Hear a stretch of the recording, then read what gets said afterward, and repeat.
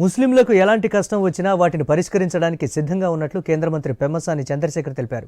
గుంటూరు నగరంపాలెం ఈద్గాలో నిర్వహించిన నమాజ్లో ముస్లింలతో కలిసి కేంద్ర మంత్రి పాల్గొన్నారు. ముస్లింలు సంతోషంగా ఉండాలని ఆకాంక్షించారు పెమ్మసాని. వక్ఫ్ బోర్డు అంశాన్ని ముస్లింలు ప్రస్తావించడంతో టీడీపీ వైఖరిని ఆయన వెల్లడించారు.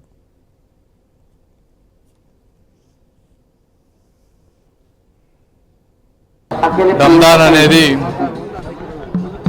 ఒక నిష్ఠతో చేసేటువంటి ఫాస్టింగ్.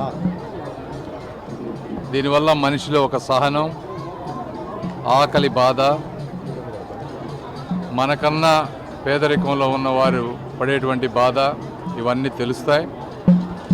అయితే ఫాస్టింగ్ అనేది కేవలం ఫుడ్ డ్రింక్స్కు సంబంధించిన ఫాస్టింగ్ కాదు. రంజాన్ అనేది ఇంకా మోర్ కోపం నుంచి కూడా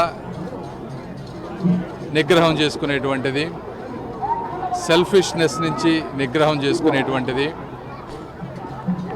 10 మందికి ఉపయోగపడే విధంగా ఏ విధంగా శాంతి గురించి ఆలోచించేటువంటిది రంజాన్.